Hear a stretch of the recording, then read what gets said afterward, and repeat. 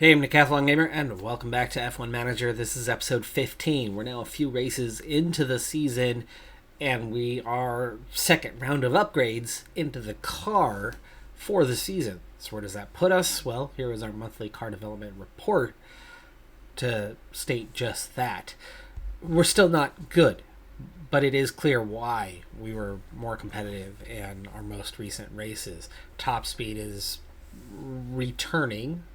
It's not where it was. We were top 10 last season, but it's returning towards that midfield position of 12th.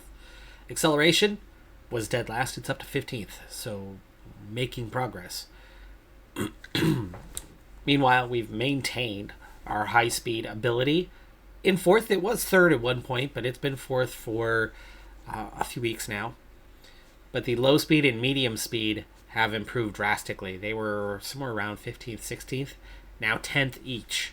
So we've made a lot of progress overall on cornering across the board. DRS effectiveness is still way down the order, but it is drastically higher than where it was for us last season. We were in 30, 40 percentile, now 63rd.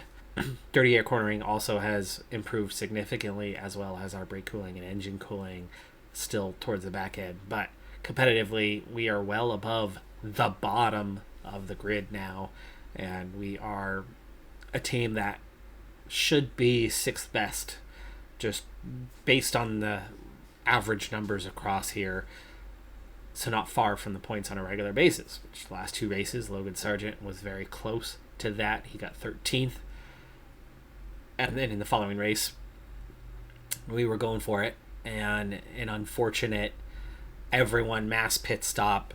We were theoretically in position to come out 10th, probably could have and should have released in 10th position, and then were held. 5 cars went by. That cost us, as we could not recover the positions. We also didn't even come out right behind. We came out with some time. We sat there for even more seconds after that. We lost a good 11 to 12 seconds, and we did end up finishing P13 again, where we probably should have wound up in P10 in that race, scoring our first point since, well, ever. Albin finished P11 a couple times. Sargent finished P11 once, and that's been it. That has been our best result. 2 P13s this season. On the surface, not looking as good, but it is coming from Logan Sargent, and I think we are getting close to a time where we could have the best car that we've had under the legs of Sargent anyway, and we could see him get into the points at some stage. We also have some driver development updates here, with Flourish moving up from a 56 to a 57. It's only 1 point. But cornering +1, adaptability +2. That's the second time we've seen adaptability already go up for her, and that portion is starting to get pretty competitive. It's that general pace, though, that really needs some work. Meanwhile, Logan Sargent, a little bit faster himself with a 77 control. The big concern until we bring Flourish along and get her competitive, of course, is just keeping our job. Right now, the board confidence is high despite everything. The race performance so far over the last handful of races here, we've done well. They are happy when we achieve our goal, which means this year 7th. When we are 8th, they're satisfied. It doesn't come off as a negative. It's when we are 9th or below that they are disappointed or unhappy. So for us, it does make it a little easier. A string of 8th places will keep us in the job, and if we can start putting together some 7th places like we should have in the last race, then there's no reason to believe that we won't maintain our job over the course of this year. The objectives last year were failed. If we fail again this year by finishing 8th, they'll continue to be disappointed here, but we are offsetting it with everything else. The finances, we've got to make sure we never go into debt, as that's going to be one of the big keys. That 7th or above, again, right now we're 8th, but if we can do more, maybe just maybe, we can get that 7th and really keep that very high. I don't think we're going to be a points contender anytime soon, on a regular basis anyway, but if we get 2 or 3 this season, I don't see why we couldn't get 10th or better in half the races by next year if we continue to grow and develop, and at some point during that phase get Flourish into a regular competition for positions. Last race, she did finish ahead of 2 cars, but both had taken damage, both had extra pit stops, but she did manage to stay ahead of them, and she was not drastically off the pace of the next car ahead of her in the field. There's a reason why those two continued to run despite their damage. The last 2 races in a row, we've managed to get one or both of our cars into that top 10 in the fastest pit stop, something we've not done consistently from the very start of this game. So that progress is really starting to translate into something pretty useful for us.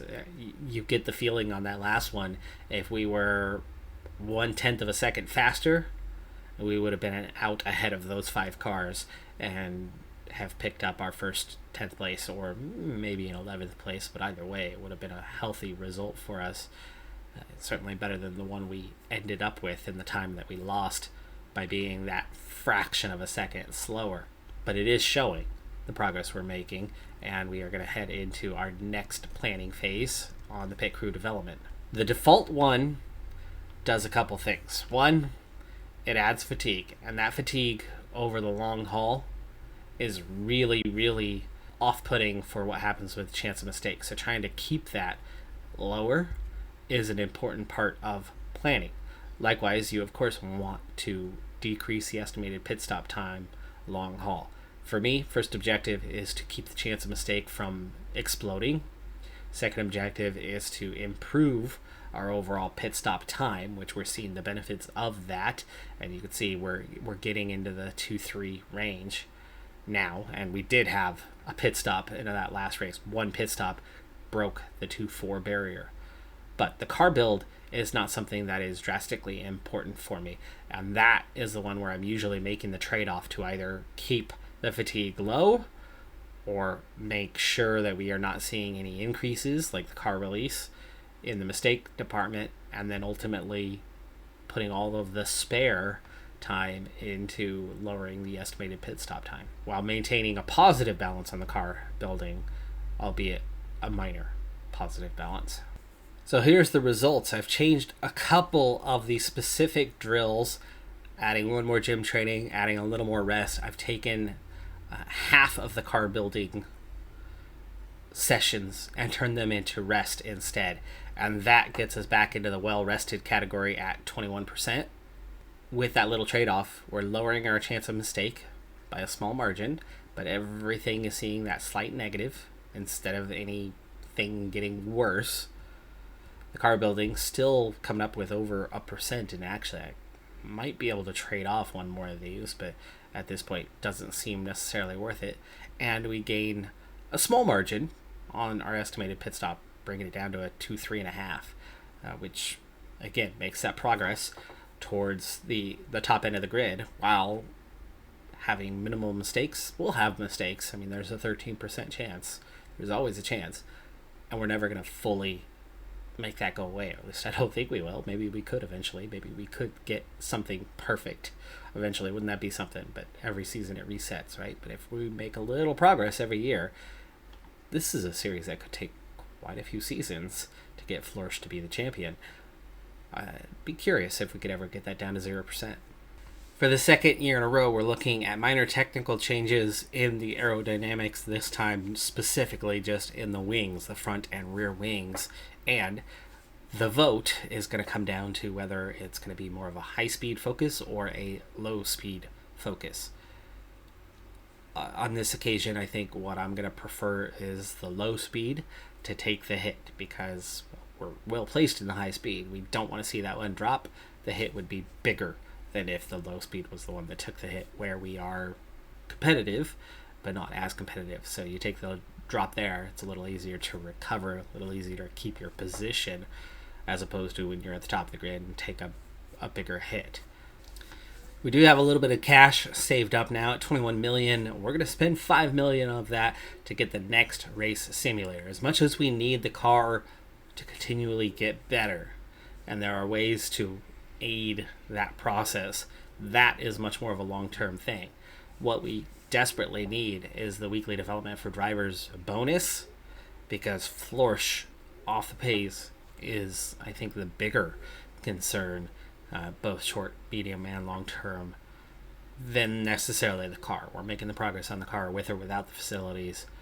We're making progress with flourish, but I think this is one of the cheaper, easier, better ways to aid things by adding another 20% increase in the bonus for relatively little monthly upkeep and just $5 million up front. We're down to the last 2 levels. This will cut us down to 1 more level to get that to 100% bonus, to double their weekly XP gain. Voting results are in, and it's heavily favored towards the low speed wing changes. So we have joined the majority. AlphaTauri, Alfa Romeo, the only ones who voted against it. I wonder if that's because they're worried about us as their closest competitor and they realize what our strength is. I think I'm starting to get the hang of this new system regarding components and upgrades, where, unlike last season where it was pretty generic, this year there's just so much fine detail and a much greater swing in impact on a given part. But when you then go to make the next upgrade, the work that you did before is going to have an impact on the next upgrade. For example, my last underfloor upgrade was all high-speed cornering. That was the main focus that I really invested into it. This time around, if I don't turn around and invest in that once again, and if I don't turn around and invest on cutting down on the minimum lifespan by cutting the weight out a little bit to make it more effective but less durable, you're going to feel that in the next part. You're going to feel that in the next iteration of it. So you have to follow it up. You have to replicate that, at least to an extent, once again. And so this time, we cut down the lifespan. We push up the high speed once again. I'm not even getting a gain in high speed, but what I've been able to do is not quite maximize. We're not maximizing the high speed this time, just investing a bit in it. And ultimately we're maintaining there. But then, this time around, I'm able to push the medium speed more. I'm able to push the drag reduction more. And so this time around, where are we making the gains? In the medium speed and in the top speed. And when we then turn around and do a further underfloor upgrade at some stage, if we do one more this year, that is, and I don't see why I wouldn't want to get at least one more in on the year, we're going to have that same philosophy. We won't have to invest as much into the high speed to get something out of it. We won't have to invest as much in the medium speed to get something out of it, or at least to remain neutral. The drag reduction is another area that, with a little push, could make gains again. But if no push at all, could see a negative. So it's an interesting system. And everything feeds off of the decisions you make over the course of a season. Now, of course, entering the next year, it probably becomes less important. Or does it carry over? I don't know. As the regulations change slightly, I think there's a lot of resets in that. But very neat system. Very much something you need to kind of play around with to find what's best. Because if you go generic, you'll get gains, but they're minor across the board. If you push one area only, you're going to hurt other areas potentially. There's a lot of give and take. And knowing what's the best to push takes a watchful eye. Takes being careful. Does take knowing F1 a little bit. Knowing the engineering side a little bit. You don't have to know a lot. You don't have to be an engineer. But you have to know a little bit about what's going on to make the best of it. To know where making progress is going to be most helpful for you. And realizing that the underfloor with a high-speed push has a tremendous improvement on your high-speed cornering, where a medium-speed push will impact that one. Where making a low speed push isn't going to make much difference because drag is different on each of those three areas. Aerodynamics work differently on each of those three areas. And at a lower speed, the underfloor, that suction that it gives you to the surface at lower speeds is less effective. It's more effective at higher speeds. And therefore, investing in high speed on underfloor is more important than investing on low speed.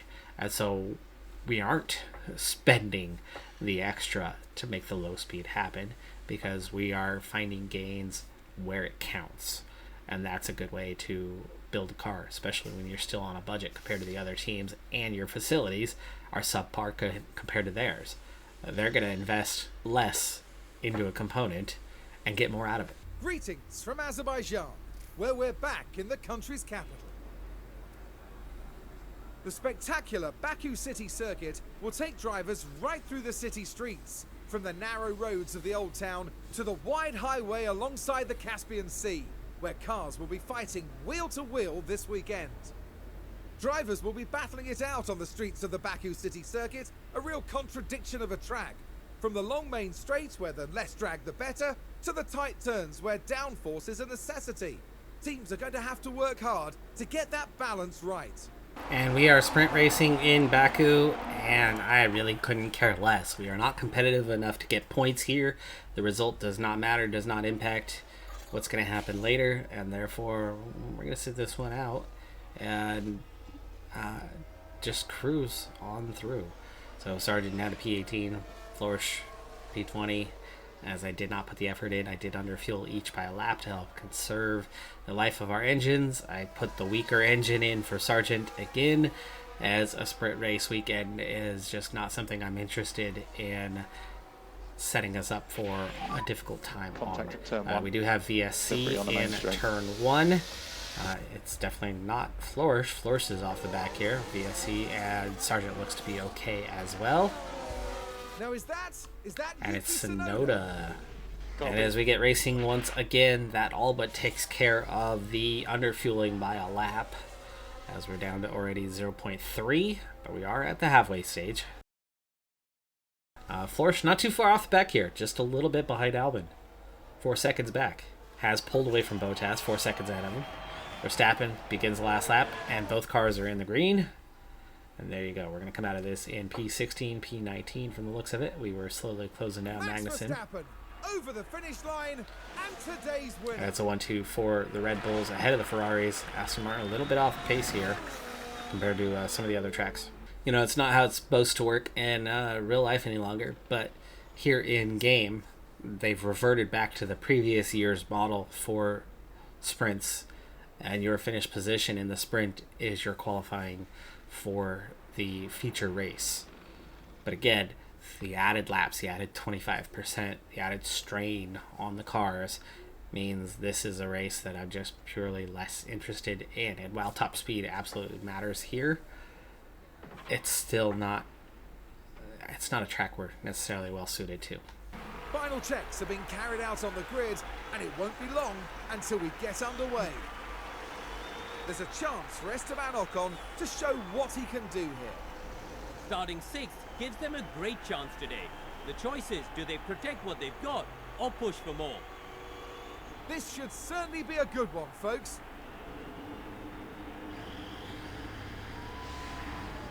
This is what you've been waiting for. It's the Azerbaijan Grand Prix. And it's lights out, and away we go. And we are racing proper. Florsch already just settling in on a one-stopper medium hard. Sargent also doing the medium hard, but pushing unlike the teammate. And we'll see better position, but of course only 16th, which is also where we had qualified initially anyway. Car behind us, Sonoda, who crashed out, is already around Florsch and up to P19. Field's tight.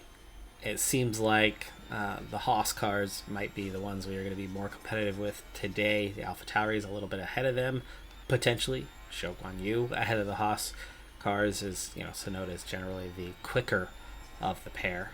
Generally, not always. But starting at the back because of the crash. Definitely more tire management having to happen here, as they have a tendency, once hot, to continually get hot. Flourish is not having that issue, but maybe that's a dirty air situation as she's on her own. Sargent is up to P15 ahead of Magnussen, just a second behind Hulkenberg now.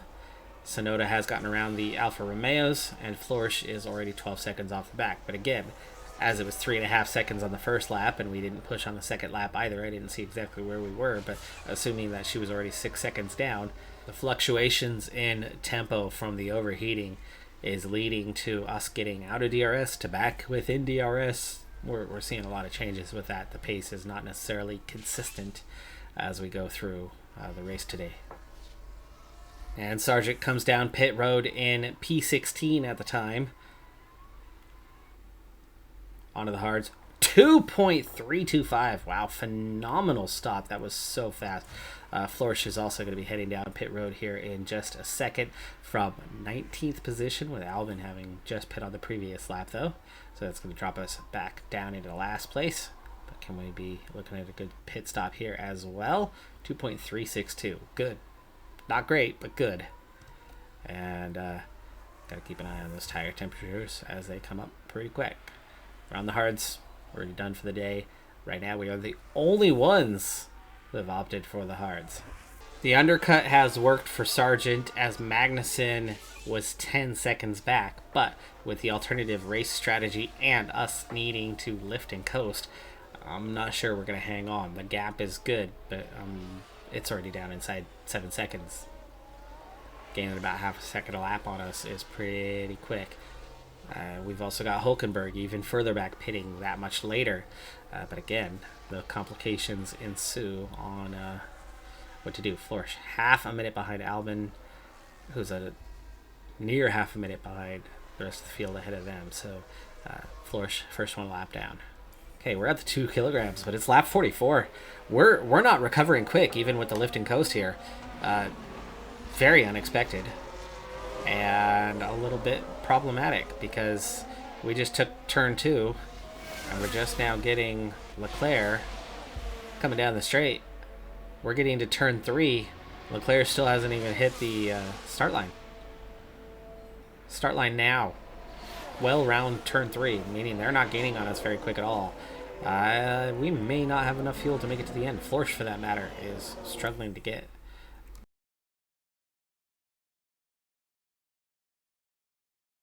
Multiple cars have crashed.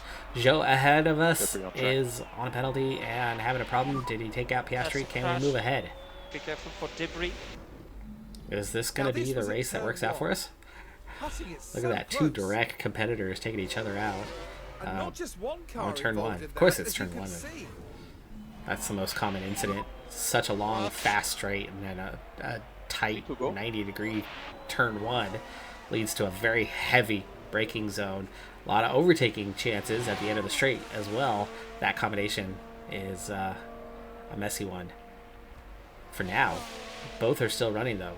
Where are they located? Let's stop following Leclerc, who leads the race, and figure out what's going on with Piastri. Okay. Coming up on, this will be a good marker for us here in just a moment. The castle section. We'll take a right, and here is the castle, and here is the left-hander that we're going to use. As there you go, there's the castle, and here is Joe, 5% struggling, damaged, and Sargent is coming down the straight here behind. That's some ground to cover. That is some ground to cover if we're going to get ahead of those. We are 12 seconds behind Piastri. Joe carrying the 5-second penalty, and at 5% shows no problem. We're going to be up to P13 once again. For now, holding off Hulkenberg and Magnussen, and we're at the 0.2 now. We're nearly there. We might just make it yet. Flourish officially not, but Flourish will be doing 1 lap less. I wish they would adjust that. It would be really nice to see the adjustment of, oh, you got lapped. Here's 2 kilograms worth of fuel that you don't need now. Joe into the pits, so there's already P13. Coming around turn 2 here, and Piastri is at turn 3 as we're coming around turn 2, and there goes Hulkenberg. Fuel getting just right, though, as we have Yeah, it's a joke. Still anyway. most of 2 laps to go. Seconds behind Piastri, so closing the gap, but only a little. We were 12 down, right? Positive. Can't use it though. But we can absolutely heat up these tires down the straight. But 2.5 down. We lost that much ground through a couple corners. He's the one on the used tires, not us. Gosh. We turned the engine back up. We're going backwards, folks. What the heck? Not expected. We're not overheating. I get it. I'm on hards, but they're on shoddy 50% softs. They were slower. We had overtaken. We were conserving. We're no longer conserving. Are they deploying their battery here on the last lap? Is that what's going on?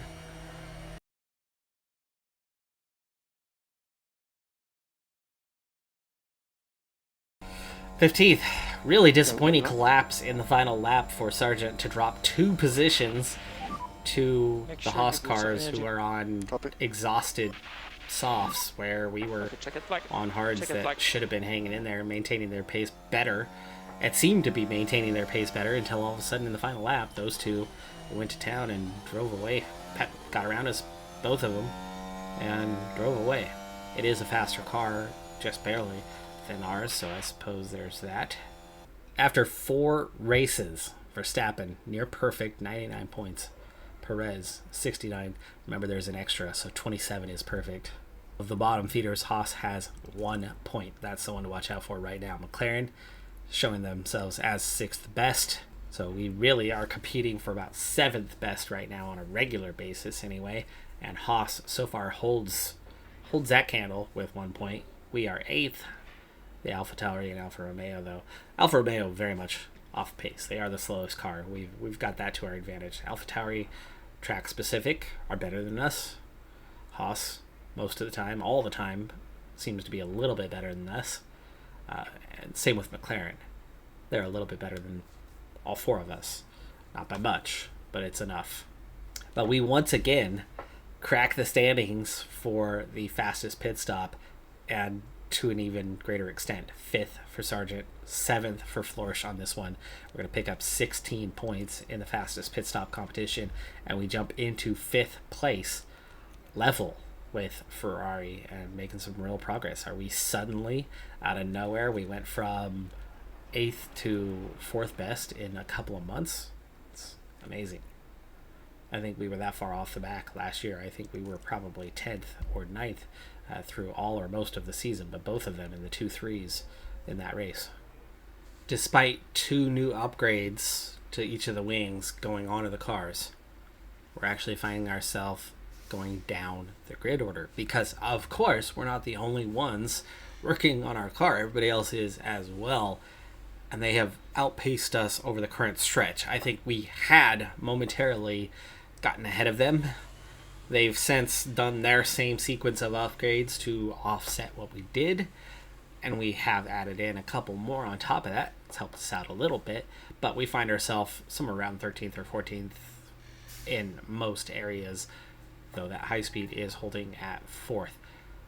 So that once again will knock us back kind of a peg or two, and it's going to take that next wave of upgrades before I think we're going to have a chance to once again go ahead. Everything's cyclical though, so I do have a feeling we'll get back ahead on that rate of progress. But without upgraded facilities, I don't know how well we could actually make progress with the car. That's not necessarily a bad thing. If we can be comfortable getting that 7th, 8th every race weekend, we're going to keep our job. And it gives Florsch time to improve, and as we continue to save money, those facilities will eventually catch up and get where we need them to be. So not all is lost, but in the short term, looks like we are kind of stable with the car.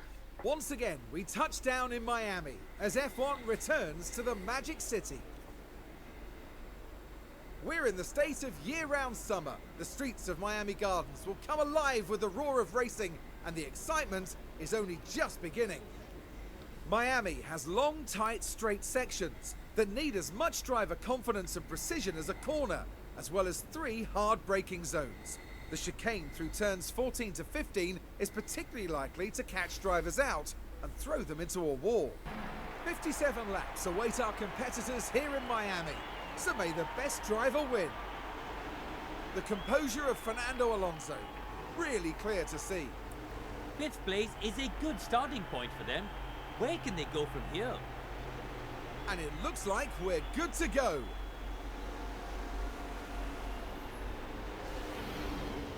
And this is it, the Miami Grand Prix. And it's lights out, and away we go. I love how you can see the undulation down the straight where it's not just perfectly flat. You actually have that hill that you rise up and over. Florsch starting from last as always, but Sargent is P15 in this one. Did make it to Q2. I'm going to try something here with this race. Our weather forecast is iffy, and so we could be off. But we are expecting some light rain. We're expecting light rain that may or may not see many laps still on the dry compound before having to switch to intermediates. It may never see the need to switch to intermediates, but I'm expecting that the length of time that it's going to entail means that a soft compound, then a medium compound will get you to the rain, and that combination could see us be a little bit faster over that stretch as to what we would be otherwise. Sargent keeps that P15 through the first lap. Already pushing, not wanting to have to go too hard. In fact, we're starting to get hot, so we're going to back off early. So the Alphas at the back, besides Florsch, of course. Zhou ahead of him, Piastri, and then Sargent ahead of those guys, challenging, hopefully, the Haas drivers at some point today. In the early laps, we are challenging with Piastri. We are hanging with the Haas cars, not too far behind them, slowly pulling away a little bit from Zhou, Bottas, Albon. Florsch staying on Albon and just overtook him. The soft strategy so far paying off, but who's going for what out there? How many are on the mediums? The entire field besides us. So it's very much an alternative strategy. We are going to be on our own for a while when we pit here fairly soon. I'd love to see it as Florsch, for the first time, is competitive as we're about to enter the pit window here. And Sargent enters pit road just behind Piastri. Florsch is still right there, just a second off of Albon. Absolutely wonderful to see. But of course, this is now a very alternate strategy. We are the first to enter. Hopefully, we have planned things accordingly. 2.409 for Sargent. Not quite the 2.3 you would hope for. It's certainly not terribly slow. And we have a problem. We have a problem for Florsch. But only a second was lost there on that one. Very minor. Didn't really show much, but it looked like maybe putting the wheel on kind of hit the nut as they were trying to get the wheel on and had to take a second stab at it. Took 1 second. Sargent down to P19, but right on Albon. Florsch still not too far behind. Love to see it. We expect the rain coming. Copy. There's that. There's that prediction. Much earlier than expected. But I also said that it was going to be a long time before it actually becomes an issue. And you're seeing that here. It may never become an issue. However, if you look at the rubber and the grip, this may or may not turn into a need to pit, ever. The rubber will fall away, but the water is always going to be... There we go. First, raindrops are on track much earlier, 10 laps earlier than expected at lap 20. But it is estimated to be as light as it was always expected. Will we ever have a crossover where we need to shift to the intermediates? Or will staying on the soft compound be the faster way to go? For now, you can see just the tiniest amount of damp track. The amount has increased. We're nearly at a half millimeter. halfway to the crossover, but in the game this year, the crossover does ultimately end up happening earlier. But right now, rubber is normal, grip is high. There is still no reason to pit. But as expected, the fuel recovery is happening a little bit faster as a result. Piastri into the pits. Is this a standard stop? No, he puts on the intermediates. And so does a whole lot of the field. We're up to 0.77. Oh, Sargent's past pit road. Sargent's past pit road. I slow it down real fast. And no matter. It is happening. Push on. You can increase the pace. Grip is remaining high. Magnussen with a pit stop issue. Sargent, well, here's a big test. We're right behind Gasly. Will Gasly, on brand new intermediates, be faster? He should be faster already. He's in the Alpine. But can we keep up with him? Albon with a pit stop issue. Florsch is up to 19th for now. Sargent up to 13th for now. And we are starting to fall away. Yes, we are. Okay. Let's do the change then. Way earlier than expected. The extra pit stop has now cost us. The mediums would have made it. But I expected this crossover point to happen 13 laps from now. I expected the rain to start 10 laps later. Sargent already down pit road. Made the decision in time. Hulkenberg with a problem. That's going to help us catch back up with him a bit. 2.380 as we swipe the Aston Martin safety car on our way out.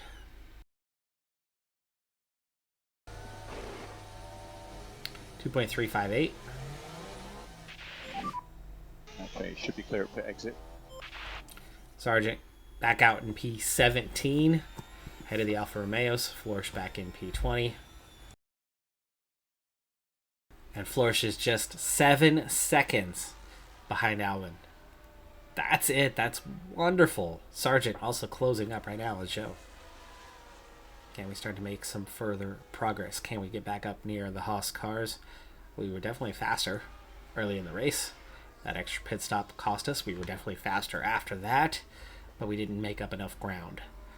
Mostly because we're pitting 13 laps earlier than expected, so we're not gaining the benefit of those 13 laps. Big push from Sargent to try to get up beyond Joe. We definitely made progress at the beginning of the straight, but as the straight went on, the position held. So we just used up a lot of battery without really gaining much. There is no DRS, so that's going to make it even more complicated to try to make an overtake happen.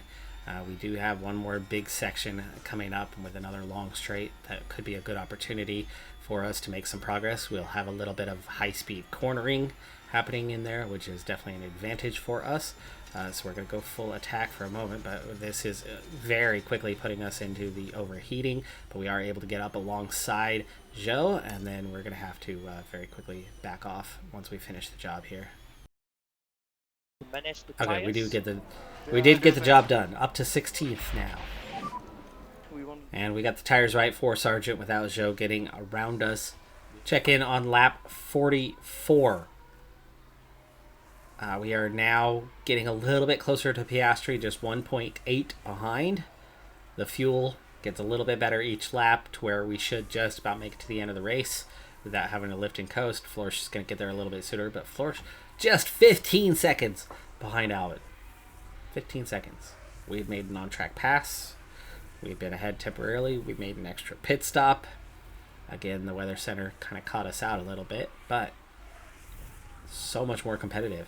And meanwhile, Sargent, it's not like Sargent's running away and, up in 10th place with Florsch almost connecting to the back. We're talking about Sargent being in 16th. Less than a second ahead of Zhou Guanyu. It's a battle. It's a struggle. Sargent is not doing particularly well in this race, and yet Florsch is. Good to see. Really good to see. And we have DRS. The track has gotten too damp, and we nearly make the overtake happen there. But we're going to have to carefully try this one again. Up the inside, into turn one. as we have 10 laps to go, and that is P15. P15 now for Sargent. Around Piastri, pulling away from Zhou, and Florsch still just 16 seconds back with that handful of laps more completed. DRS is now reversed though. Piastri probably a little faster, a little stronger with it, and we are still overheating, really? Temperature is still going up because the track is drying. Because the track is drying. Will anybody brave a pit stop? Will Florsch be the first to do so? And track is drying out again. But because we went back over 1, it did take away that rubber and grip briefly. Florsch is good. Florsch is now good. 21 seconds behind Albin though.